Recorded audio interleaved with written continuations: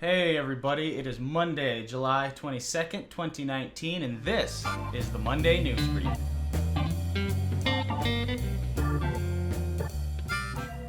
Hey everyone, welcome back to the Monday News Brief from CDTTV, a part of the Central Dakota Times. I'm your host again, Nate Iverson, and welcome back. This week we have two guests for you on this episode. We have David Willrodt, Chamberlain School alumni, coming back to tell us a little bit of his story from high school, where he went after, and the journey that led him back to Chamberlain. Following that talk, we have Recman Ron LaMie coming back again to give us an update on August's recreation calendar. If you like volleyball, you're going to love this update. The sand volleyball nets are open. This and more on this week's episode. Finally, if you'd like to see these stories in print, public notes, comments, and more, be sure to pick up your copy of the Central Dakota Times every Wednesday morning. Let's get to it. Well, Dave, it's been a while, huh? Yeah. It's been a couple of years. So, tell me about yourself, man. Tell me, introduce yourself for everyone on camera and kind of what you're doing now. I am David Willrodt. I am originally from Chamberlain, South Dakota. I was born December 15th, 1987, graduating class of 2006, and went to school, or actually, quick life story, after high school, I was one of those, disenfranchised kind of youth that didn't know what I want to do with my life, so I moved out to Hawaii for maybe like 6 months to a year. Then I got my stuff together. Then I went to go to school at USD in Vermilion for about, I went to college for a while, 6-7 years, and graduated and came back here, and now I'm a house parent at St. Joe's, and I really like working at St. Joe's and like my job. Awesome. What'd you do in Hawaii? Just beach bum. Oh, there you go. Honestly, what 18-year-old out of high school who doesn't know what to do with their life, if they had the opportunity to move out to Hawaii like that, I'm sure 99% of kids would take that. Oh yeah, can't blame them either. Yeah, plus I kind of wanted the, cultural experience, it was pretty neat. Cool. USD though, your major is in? Double major in psychology and Native American studies or history. It's basically the same thing. So right, because you were in college when I was, I think I was a sophomore when you graduated, right? Yeah, so we were in college at the same time for 2 years. You were in the players wing? Yeah, players wing. The players wing. It seemed like I lived there for like 10 years. That one spot. That little corner. You have your name on the sign? Yeah, it's somewhere. Yeah, nice. So, I guess follow this post-graduation and get to USD. What kind of pushed you to go into Native American history and psychology? Just because of the area we're in, because it's like, Native Americans is like the predominant like minority here, and the culture and influence of the people is everywhere. And I was just really interested in, especially like, the issues and the trauma and the plight, the historical trauma that these people went through, and I kind of want to be part of that and help in healing or bringing awareness or education or just being there to listen to them. So yeah, where did that come from? You were in Hawaii, and then did you come back and kind of hang out in the state for a while before you went to school? Or, I guess what was kind of the spark for that? Well, probably a big thing. Well, first thing is, I've always been interested in the culture and the people, and a lot of my friends, like my best friends, they're American since childhood, and I just always kind of was just really intrigued by it. But it wasn't until college that really piqued my interest. My advisor, her name was Beth, and she was worked for the Native Studies. I think she was the head of the Native Studies department for a little bit, and she kind of really molded me into being more educated, and I really grew a passion for that kind of subject and stuff like that. She's like a really hardcore feminist too, so Learn from the best. There you go. So you kind of were always figuring you were going to be in the state. Yeah, Okay. kind of. This is because they always. I don't want to be cliche, but they say home is where the heart is, and I think that's very true. Yeah. I mean, I guess you kind of got out. There's always that youth angst, you got to get out and see everything. But I suppose you kind of got that out of your system. Right? Yeah, I got that out of my system, and realistically, I lived in Hawaii for a while, and I still go there like once every 2 years. It's like my second home, but I mean, I like the small town, and plus I think I got enough, and I've been out of the country before too, so I think I got enough worldview perspective that I could say, oh, this ain't really for me, Right. So you know what you want. Yeah. And that was that. I have always been a pretty content person, like living wherever, job wherever, stuff like that. Yeah. I mean, you got everything, you went out, saw everything, went to school, decided what you want to do. Was Chamberlain always the place you were going to come back to, or were you just kind of figuring South Dakota in general? Were there some options, I guess, that you were weighing? Maybe, but I think Chamberlain, it's different for me because like half this town is like my family because I'm one of those big families, the big 3 or 4, and a lot of it, my family's really close knit too. And plus I have a twin brother, so it's like, I'm really close to him too, so it's kind of hard to be away from that, so this was always kind of option number one.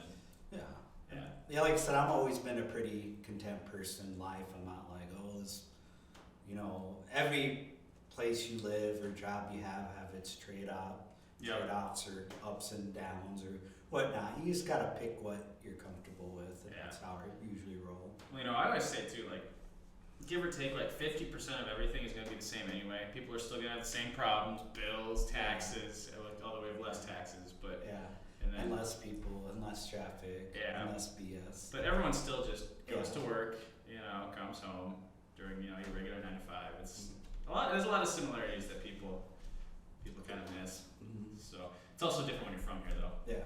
So I get that. St. Joe's, how'd that come up? Well, number one thing is my stepmother, Claire, she works at St. Joe's, and she kind of suggested for me, because it's like, right, she's like, oh, you'd be perfect for your education, and it's right up my alley, and I've been working there for, I think this is my fifth year working here, and I liked it ever since. So. Sweet. Do you get a clock? Did I get a clock? It's year 5, man. Do you get a clock? Oh, yeah. I think I get some sort of special award or something like that. So. There you go. Cool. And then what are you doing out here? House parenting. I work directly with the kids. And, I mean, if you really want to be specific, it's like kind of like a residential kind of care that works directly with the school. So let's bring it back to high school, though. Tell me a little bit about your experience. You started as a freshman. That would have been in 2001, 2002 was when I was a freshman in high school. Okay. What was everything like back then? Well, it's funny you said that because I think 99% of people in my life I ever talked to like absolutely despised high school. Mm-hmm. But I'm like the 1%. I actually had a pretty fun and pleasurable experience in high school. I really liked high school. Yeah. I think it's different. A lot of people who go to bigger schools that kind of feel the opposite way, I think. Is that just... Yeah, I bet you notice it too, because when you talk to people from bigger schools, they're like, oh, it was so cliquey and everybody, all these issues, and I only had like 2 close friends. I was like, I was like generally, I wasn't like best friends with everybody, but I got along with like pretty much everybody, and I hung out with almost everybody. Right. Well, that's the difference too. Because you like know everyone in the school. You might not know them, but Yeah, you say hi to them and hang out and like get along with them. Great. And I think maybe this is just my observation, but I think a lot of people do move out of town and never want to come back to their hometown is because they have a bad high school experience. experience. That's Really? that's just my interpretation, because when I talk to these people that like, oh, I hate high school, they're the ones that live like 5 states away, and Yeah. you know, it's just like, it's not always because of this opportunity and like for jobs and meet new people. I think part of it is like how they experienced, especially in schools. Sure. And like they're like, oh, I hate this small town. Oh, I hate this high school. Move. Like I know like so many people, it's the same. They go by the same exact script of like Right. how they went to school. And Well, stuff. you know, when you're young and angsty and making Facebook posts, it kind of shapes your worldview, because you never really, you know, at that point you're not driving anywhere. You're just kind of in your own little world. I guess the internet was kind of a thing, but MySpace was. Did you MySpace? No, but I do remember. What was it, like junior year, when people got those Nokia like brick phones, like really, they're smaller. All the invincible ones. Those. And people were like, they made phones like that. When I talked to anybody younger than 18, I was like, yeah. You know, the thing I miss though the best is like, you know, you could get one of them phones, right? And like, first of all, they all had Snake, which was the greatest game of all time. Game. It was Snake. But you could leave that thing, you charge it up on like Sunday, on like the first month of school, and you wouldn't have to charge it again until like basically the end of the month. That's that thing would about run that. forever. It was so durable. You can like wash it, drop it, step on it, and it'll still work fine. Yeah. Get yourself a sweet holster, hip holster for your. Yeah. We're do you guys use Palm Pilots much? That was a weird niche thing from like. Yeah, that was it was kind of like in the late 90s where the what's that called, the beeper, was it the BlackBerry? no, you know that pager. Yeah, it was just that, because I always thought the pager was a little niche thing, and the Palm Pilot.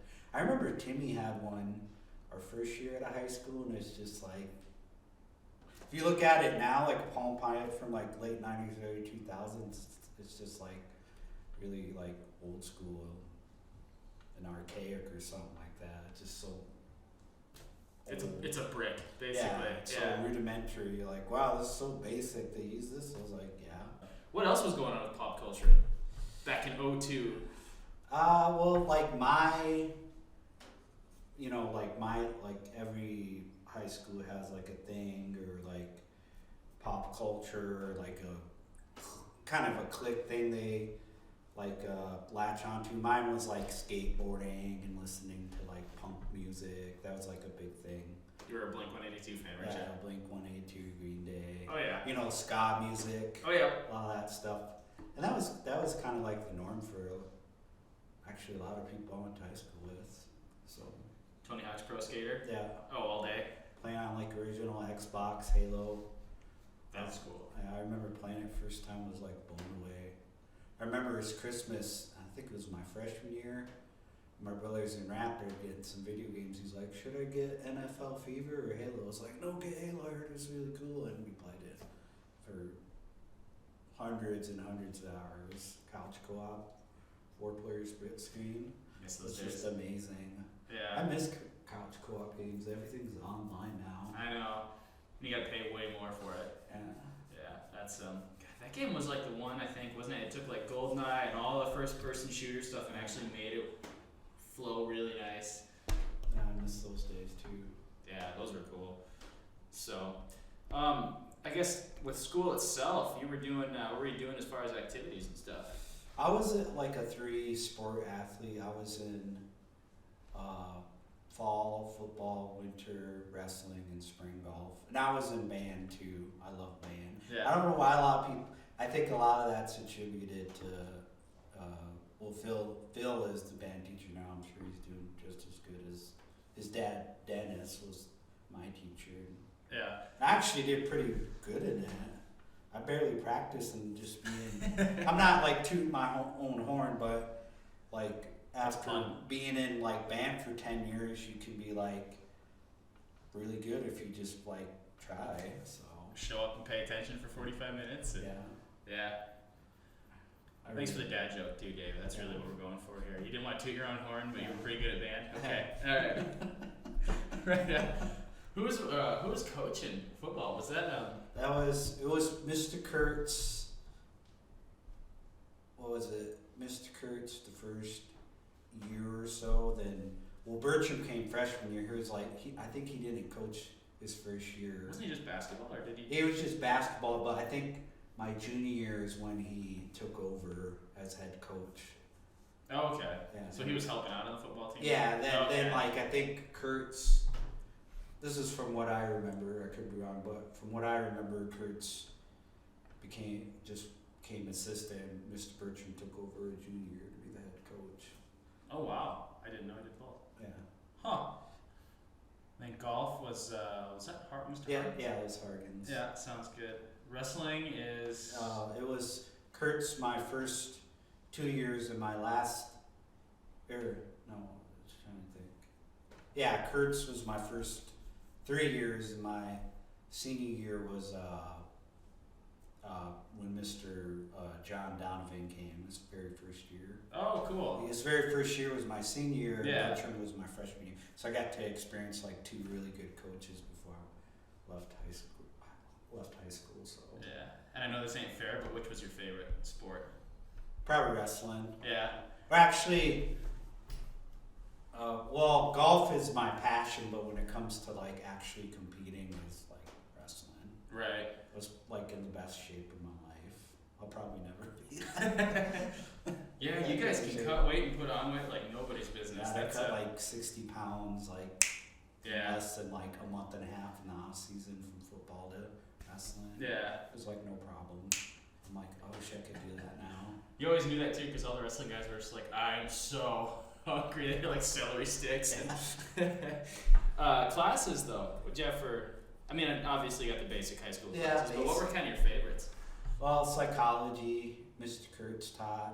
They had psych. What? They had psychology. Yeah, it wasn't like a straight psychology course, but it was like a subset. I forgot. But yeah, they had psychology. Mr. Kurtz taught it. Home ec with, you remember Miss Geppert? Yeah. Miss Geppert? Yep. I also liked band, Mr. Carlson. I liked biology with Mr. Merkwan. Yeah. He was a good teacher too. We had a lot of good teachers. Who else? Oh, there's so many good teachers. Mrs. Donovan, when she came my senior year too, she was a really good teacher. She taught like language arts and literature. Yeah, English stuff. Yeah. Yeah. Really liked her too. So there's so many teachers that come to mind. Mr. Bertram, amazing. Oh, he taught like history and civics. I mean, there's so many good teachers. I'm sure I can't name them all, but yeah. Yeah. I think like teachers have a lot to do with it too, having a good high school experience. That's true, because I mean, classes are classes. Oh yeah, Miss Callie Preserve, she was a really good teacher Yep. too. And I like you were about to say, I think having good teachers have a lot to do with the good high school experience too. Yeah.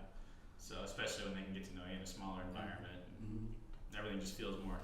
It's more chill. Yeah, Let's use a modern term. It's way more chill. So, and then events. I guess. What were some of the? Obviously, prom was always a big thing. Prom. Did they do anything else back in the? I want to say back in the day. That's freaking me out too. I'm not much younger than you are. I mean, like events I remember, I really liked, this is back to band. We used to go out of state a lot for band competitions. That was a pretty fun event. Seriously? Was it like kind of local states though? Oh, well, we went Mitchell, Sioux Falls, I think Minnesota once, like Pipestone or Lagrange, I think we went there once too. And stuff like that, Mm-hmm. Sporting events. Oh, speaking of band again, the band trip they do once every 3 to 4 years. We went to, my junior year we went to Chicago and we went to Six Flags and we went downtown Chicago. My first time ever in Chicago, that was amazing. That's crazy too how teachers can make that experience awesome too, because surprisingly enough, we have some really good tour guides, teachers that are good tour guides too if they ever want to change career. Nowadays it's people would just like think you're crazy. Oh, what do you do when you're out town? Drive around, listen to music. You're like, what? That's a waste of gas. The cheapest I remember where I could legally drive was my freshman year, and I think gas was, I want to say $1.20 or $1.30. That's the cheapest I can remember. Yeah. What was your first car? Like a crappy '97 Dodge Stratus. It was a real bomber, but we got me down. But my very first, that was my first individual, but my first official car was my twin brother and Chris. We drove, I swear, we were the only people in the whole entire high school to probably drive a minivan to school. It was like a really crappy green, like 90 something, like really crappy green, like dark forest green, like Dodge Caravan. Those are the most fun that you can fit the most people in. Yeah, that's true. But but it's also a van. But it's also a van. You have a CD player in that bad boy? No, we had to use this is gonna sound old too. You remember those CD players you hook up to tape? That you throw the tape deck in the tape player. Oh, and it's got the adapter? Yeah, that's really old school. And I talk to kids. You kids are so lucky with your smartphones and MP3s. I remember when we had our Walkman CDs and we had to worry so bad about it skipping. We couldn't like run around or work out with them. You gotta really be careful. And if you're really rich, you could spend more money. You get the anti-skip ones. Which was the biggest lie ever told. Yeah. They had they even had them. They were the Walkmans with the strap on them, and then they had the thumb control. Yeah. I remember that. Did those work either? Not really. It's a novelty. Yeah, it was a novelty. Yeah. So cool, man. God, I'm trying to think of anything else. What else was there really to do in town? Obviously, go to the movies. Movies, and if you count recreational stuff like what Chamberlain's known for, fishing, hunting, summer activities. So. I know golf. You said golf was your passion. Was that kind of a thing back then too? Yeah, me and my buddies, we used to go golfing a lot. So we always talked about, again, reciting, going back to what we started with. You graduated from high school. You had the great experience. You went to Hawaii, went to college. And then you were kind of looking at your life and obviously relocating, even though you knew you were coming to South Dakota and probably Chamberlain, there were some, other considerations obviously you take as a young adult, in a job market. I mean, what advice would you have for someone that, is considering where to go and why maybe to consider their hometown and, if you're from Chamberlain, why consider here? I would say, to put it simply, I would say, if you want to move back to this hometown, to your own hometown, are you really moving back because you truly want to move back, or are you moving back because of other factors like, oh, I have a longtime girlfriend that's from this town, or oh, I'll get this like super duper like easy job from a friend. I mean, it just, like I said, it's home's where the heart is. If you truly, really love where you grew up, really loved your experience growing up from when you were a kid, graduating, and you're close with like friends or family here, I don't see how could you not move back, Yeah. I mean, that's what I think, that would be my advice to people, just really prioritizing what you really want in life, Yeah. I mean, ambition can be like a really, really good thing, or it can be a really bad thing. Or you just move in somewhere, just you want this certain amount of money and have this certain job, and sooner down the line you're going to feel like empty, or you're going to feel alone, or are you more like me per se, like content and you're happy with what you have and what you got, what you have for friends, where you live, and your job. So it's just a bunch of those, different factors, I would say.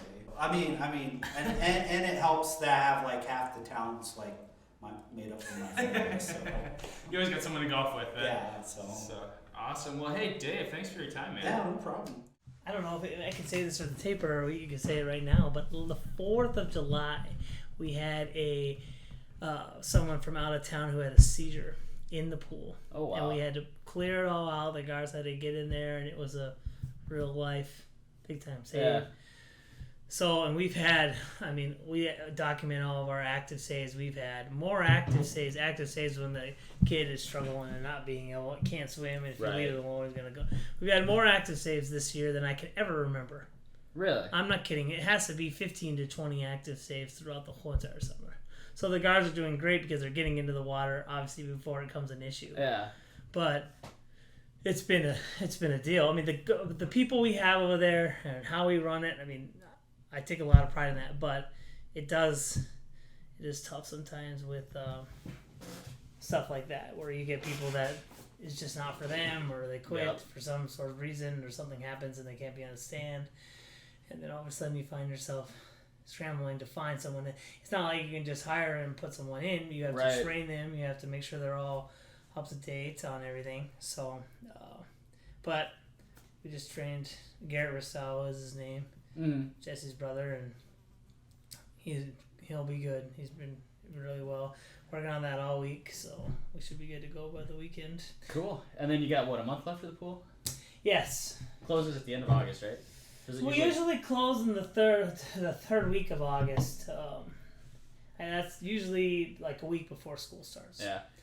And that's that Wednesday before, like the 14th. School usually will start on that 21st, the Wednesday of the next week. But I only close it because I lose a lot of help goes back. Yeah. So school, a lot of extracurriculars are going. So all of them are gone with practice of band and football and what you have you. And then college kids, they want to get back, a week before they start, which makes sense to get everything set up. So your help is at a premium. But so that's why we say it's a tough time keeping it open. God, I know it's cliche, but I don't even remember summer. Like, we're almost done. Yeah. I mean, I guess it's only halfway through July, but still. July it seems to slow down a little bit more, but June is crazy. June is crazy. But, yeah, it goes so fast. I sometimes really believe we are busier more in the summer. Way busier more in the summer. Not just everybody than we are in the winter. Oh, yeah. It feels like there's just so much. Because I know it feels like you can hunker down in the winter. Yeah. No. Nah, yeah. Yeah, so, I think that's probably what's wearing me down is just the extra hours to get all that in, but comes with the territory, I suppose. Yeah. Comes with being the trainer, but, I mean, like I said, I take a lot of pride in how well everybody is on, and it helps, too, because if you train somebody and then you don't train them, and especially high school kid, you leave them, they're not... You know what I mean? You have to almost ingrain it in them every week, go over it again and again until they want to throw up about it. It's just like school, really. So. Jeez, and I did see nets down at the beach. Yeah, we did. We put those in. Sand volleyball is available, huh? Yeah, and actually, one thing we could talk about is I'm going to do a tournament July 28th. I'll do a adult sand volleyball tournament for anybody that wants to get in it, and it's kind of like a way to do something like that with the tournament. So I thought that would be fun since we couldn't do the league this year. I'll see whoever wants to get involved in the tournament. It's only $25 a team, and actually, if you put this in there, you can't sign up online. It's such a quick thing. I just wanted to do paper registrations for that. Okay. So you can sign up by paper the old-fashioned way. And usually we'll get a lot of the teams that participate that do it over and over anyway. But if anybody's interested and wants to play sand volleyball in a tournament, $25 a team, minimum of 4 people. It's nice to have 6 to 8 people for subs because it gets kind of hot. Yep. But we water down the court so it's not it's not so hot on your feet. People bring down their grills, coolers, they make it a party. So, it's kind of a good way to say, well, we'll still try to have something with the sand volleyball courts, you know what I mean, this season, even though it was kind of a bummer that we couldn't have the league, but kind of a nice thing I threw in there for the end of the summer. So yeah, well, that sounds like a good time. I know everyone was getting antsy about just getting down there and playing it. So right. So so if you want to get in the competition, and people can get down there now, and that's part of the reason why I put them up, because once they opened up the beach, I thought, people can get down there now and just start playing if they want. So we worked hard to get the court back in order and put the nets up and look pretty good, and we're ready to go. And, yeah. You get your shorts. You get your board shorts and exactly right. So cool. What any changes to the rec schedule at all? Or I know you're doing. Wow, I can't think of words. Kids, what do you mean? What? Trip. Oh, so yeah, field trips. Wow. Yeah, those are coming up. Those are exciting. Those will be coming up there the following weeks. We still have our arts and crafts. We have. I'm gonna say this. I know we did this last week, but I gotta tell you, it was a really cool project. The kids had a canvas, and they just poured paint on it, and they kind of switched it around. And then the paint that we mixed in, it had like some oil in it, so we could heat it up with a butane torch. And then some of the colors like came through, and it turned out so cool. They look like marble. All the colors it's just super cool. Oh, that's sweet. It turned out really cool. Like they can hang that up in the house, and I think it looks awesome. Where do you find this stuff at? Some of it's on Pinterest. Okay. Some of it's just searching. Some of it's ideas from other people. Like Maria from Variety Plus helped us with some of these ideas. So, yeah, sometimes it's just... And I'm not, like, the best arts and crafts person at all. So, like, getting help from things on that. And like I said, it's sometimes they turn out pretty awesome. And then sometimes you're like, maybe that wasn't a good one. But try again next week. Yeah, it's been great. I think our next project this upcoming week is tiles. Everybody will get a tile and be able to kind of color the way they want it. We'll spray it with, I can't even think. It's just a spray that kind of holds whatever they designed on there, and they'll have that like as a coaster or something like that. And then we'll have some. If that goes too fast, sometimes they do. We'll have other projects for them to do too. So, arts and crafts seems to be pretty popular. So. Booyah. Yeah, so we got that still going on. We're still doing our movie night, which has been a great success so far too. Cool. The kids come to Avenue of Flags. We project a movie on the white sheet. So far, we've watched Smallfoot and Ralph Breaks the Internet. Okay. So it's been fun. So what's up next? We serve popcorn. Oh man, I got the 5 and 6 year old age group, so I got to kind of think. I have to tailor towards that a little bit. Okay. It's probably going to be another Disney type movie. I'm trying to find ones that are recent, but that kids haven't watched, and that's almost impossible sometimes. Dude, Shrek is timeless. Maybe I could go with an older one. Shrek is timeless. Maybe I should do Shrek. Shrek's a good one. Speaking of, totally random thought. How do you feel about these like new live action animated Disney movies? Like, what do you mean? Like Aladdin and Lion King? Yeah. It creeps me out. Yeah, it's kind of weird. Yeah. I haven't seen, I don't think I've seen any. Like Jungle Book, they did one of those too. Yeah. I don't think I've watched them. I think partly because I've been like, I don't know what to think about this. Well, did you see that, like the Broadway show Cats? Yeah. They just released today the trailer for that. No, I didn't see that. That is horrifying. After we're done with this, I'll show you. It's absolutely terrifying. It's no kidding. Like unsettling, but I guess I don't know what to think. I think I'm indifferent about it. And Aladdin looked kind of interesting to me. Maybe because Will Smith's the genie. Yeah.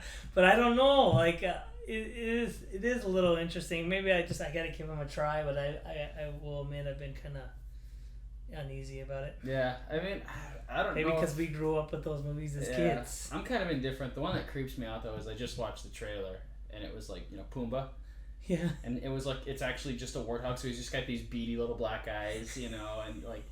And they're trying to make it look as real as possible, but it can talk. Yeah. So that was a little much for me, but I don't know. I mean, good for them. I mean, the technology's cool. Might as well. Yeah. But that's the movie industry for you, right? Let's make something and let's remake it again. Just rehash it. See if we can make as much money as we did before. Don't get me started on Star Wars. That's what I'm saying. Star Wars is a classic example of that, right? They took that and just... But they're still making so much money on it.